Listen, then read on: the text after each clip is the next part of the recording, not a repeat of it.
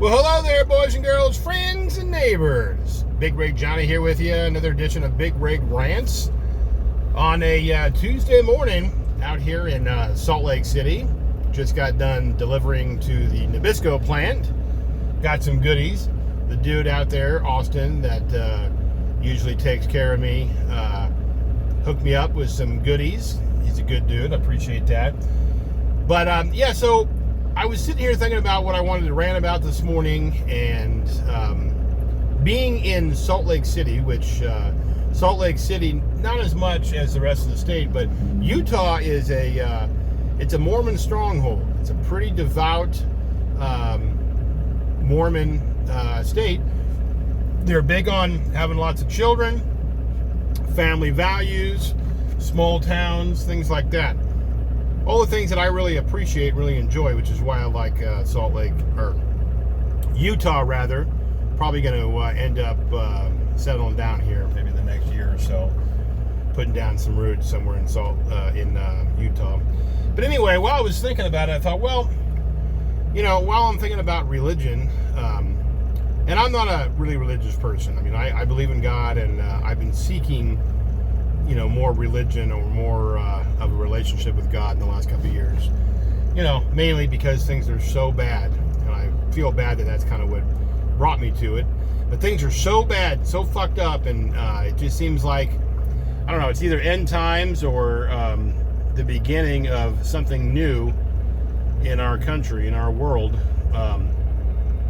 You know, and so anyway, I was thinking about it, and so that brought me to the latest unbelievably crazy controversy here in the U.S. So the commies are at it again. They just do not want anybody to get away with talking about morals and traditions and family values. So there is a guy named Harrison Butker.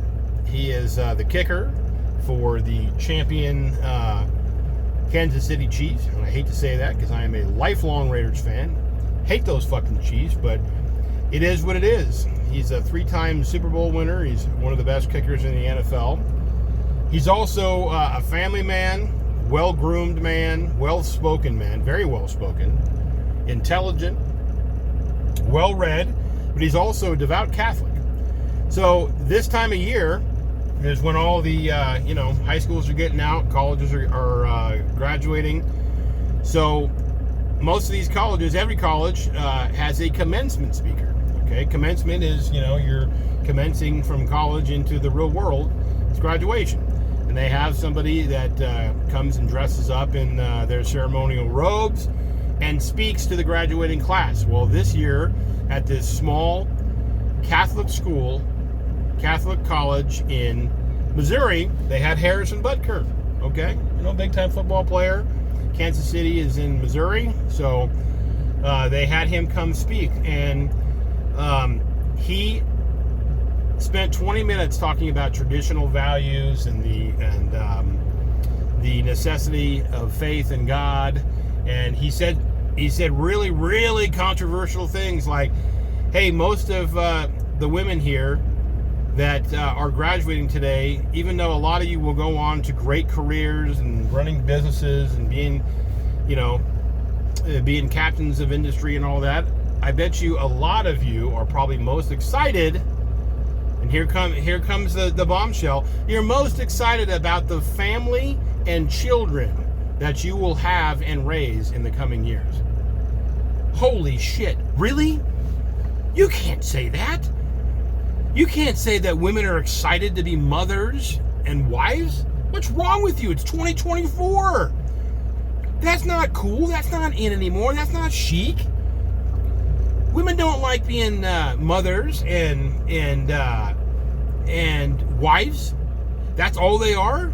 No, they're going to go out and work, and they're going to be captains of industry, and they're going to work really hard, and they're going to have somebody else raise their children, and they're going to ignore their husbands, and they're not going to do any of the home chores because that's sexist and feminist and anti-feminist and all that shit. Well, okay, maybe it is. Maybe in the year 2024, can't even say it, that is probably a hot topic, but it shouldn't be. Because he didn't say you have to be a mother and a wife and have a lot of children and stay home and raise a family. He didn't say you had to. He implied it's a good idea, which I totally agree. He didn't say you had to. He said a lot of you are gonna go the other direction, and that's cool. But you know, for me and my family, I appreciate the wonderful mother that my wife is and the wonderful wife that she is, and I wouldn't be the man that I am today, 3-time Super Bowl winning kicker, if my wife wasn't the woman that she is and didn't have my back and didn't take care of our children and didn't keep a wonderful house so that I can go out and pursue you know, the things that men are supposed to go out and pursue, which is being the breadwinner, okay, having a career, working outside the home a lot. Now, he doesn't have the typical career. I mean, he's an athlete. He's a sportsman. Gets paid a whole lot of fucking money to kick a football, okay? And not many people get to do that. But not many people are as traditional and devout and moralistic as this guy is, okay? Because you can say these things in a 14-second clip, but if you're speaking for 20 minutes at the length and depth that he did about the Bible and about what he thinks that, you know, the Catholic Church ought to do and the things that they ought to get back to, and talked about, he said a lot of things about his own clergy that if you were sensitive could be like, wow, you know, you're talking shit about my guys. But you know, the Catholic Church has taken a lot of shit over the last 20 years, you know, and he said a lot of things about that too. So he was very upfront and moral and honest about everything. And then he said some things about the LGBT community. I mean, he clearly doesn't think that's good.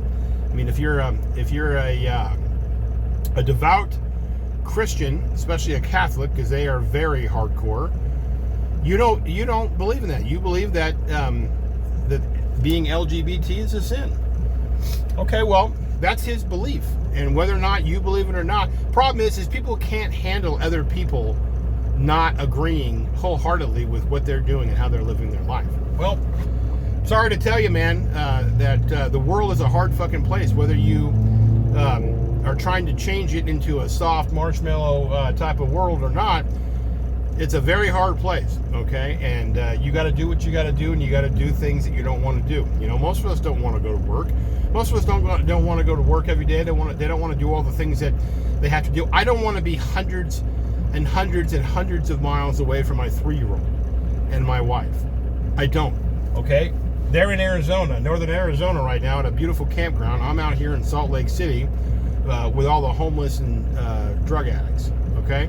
I don't want to be here, but I'm here earning a living so that my family, my wife and my child, can have a better life. And so she can stay home and teach our child. She's going to homeschool him when he gets to that point. But right now, she's teaching him stuff every day. She's taking him places. She's taking him out on hikes. She's taking him on walks. She's taking him to museums. She's taking him to all these places. She's teaching my child. She has been since day one. Okay? And she will continue his entire life. And that's what she's meant to do. And that's what she wants to do. She had a career her whole life. And it was hard for her to give it up because it was who she was. It was her identity. But she gave it up because she wanted to. I didn't tell her to. I told her I'd like her to stay home. I tell her that all the time. When times get tough, she keeps saying I should get a job. I should get a part-time job. No, I don't want you to. I don't want you to get a part-time job. As hard as it is for me and as easy as or helpful as that would be to me, I don't want you to be ignoring our son. I want you to take care of our child. I want you to teach him well. I want you to teach him right. I want you to have fun with him. I want you to enjoy him. He's 3 years old. He turned 3. What is today? The 21st? He turned 3 on the 12th. He's been 3 for almost 10 days now. And I can't believe it. I mean, I have pictures on my phone of him when he was born. And I have pictures in his first year and his second year.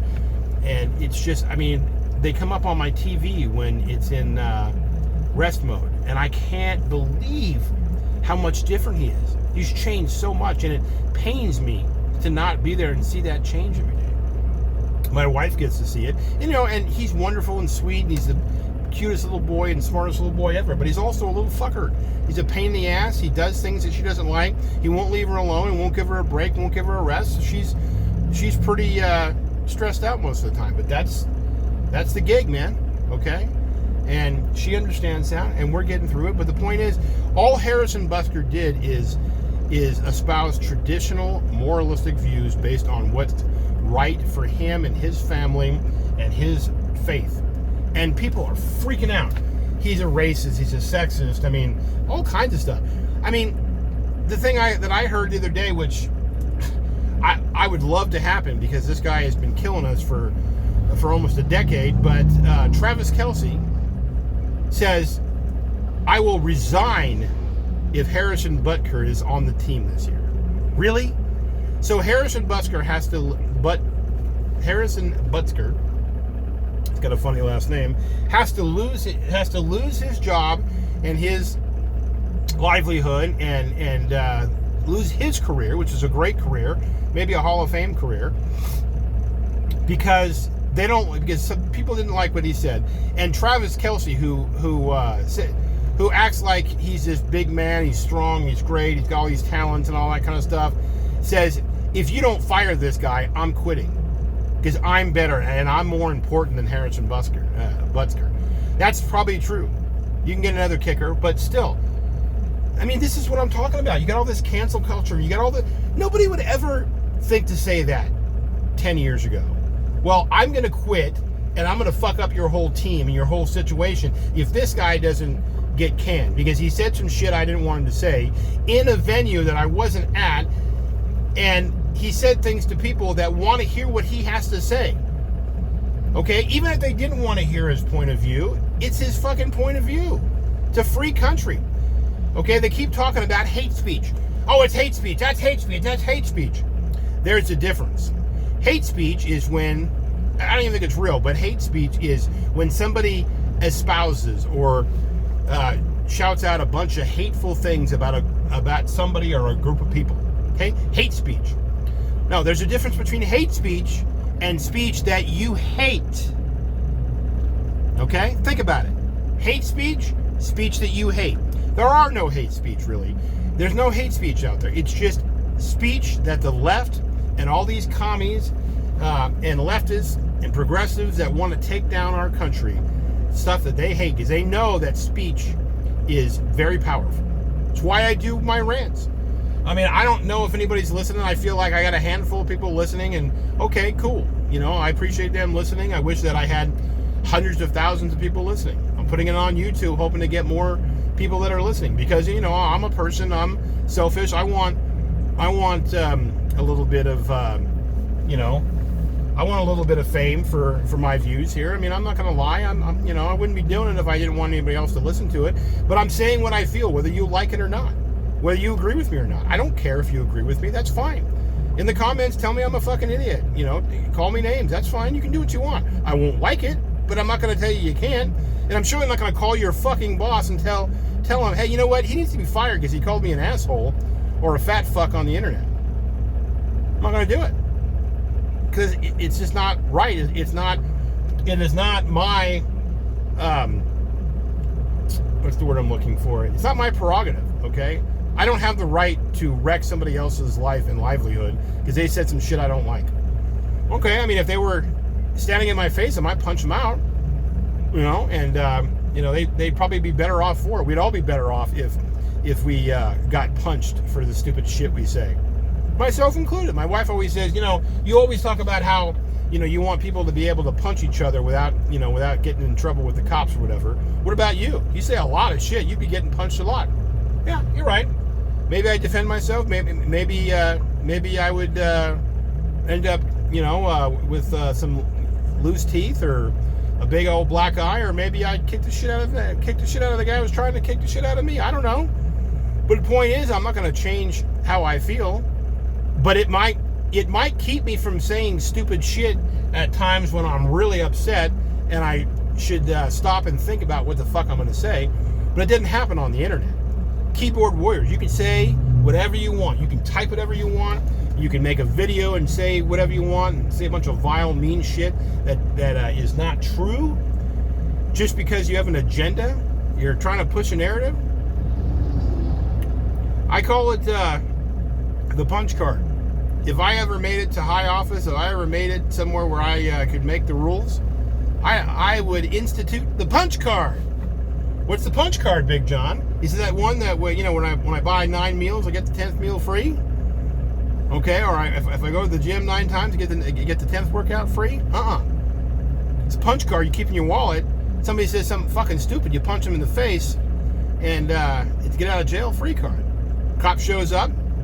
Hey man, I'm told you hit this guy in the face. What happened? Well, he said some dumb shit and blah blah blah. Okay, well, you have your punch card? Well, yes sir, I do. Yes, officer, I do. Let me show it to you right here. Here's my punch card. Okay, you get the opportunity to punch somebody in the face without any legal consequence. I'm telling you, I believe that the world would be a lot better place if we had the punch card. It's kind of like frontier justice, Wild West justice. They'd shoot you back in the day. I don't want to shoot you. I just want to hit you in the mouth. Okay? Because I think that you'd think twice about the stupid shit you say and the mean fucking things you say and the doxing and all the other things that you do that either you, whether you realize or not, people are out there, you know, ruining people's fucking lives over a comment. Okay? And Harrison Butker has enough money to where even if he got kicked out of the fucking NFL right now, he'd be all right. Because I'm sure he's got investments and all that, and I'm sure he saved his money. You know, but I'm a truck driver. Somebody decided that they didn't like what I said and went to my fucking company and said, listen, we're going to fucking boycott you, or we're going to bring 500 protesters out here unless you fire that fucker. Unless you fire that big, fat, fucking bearded guy that is bitching on the internet about things we don't like. Good chance I'm going to lose my livelihood. And then my family might not be fed. Okay? Real world fucking consequences, boys and girls, friends and neighbors. Think about it. Think about the punch card. It's pretty important. It'd be nice if we all lived our life as if the guy in front of us has a punch card. Yeah. Alrighty, got to go back to the grind here. Got places to go. Got to be in Ogden, Utah.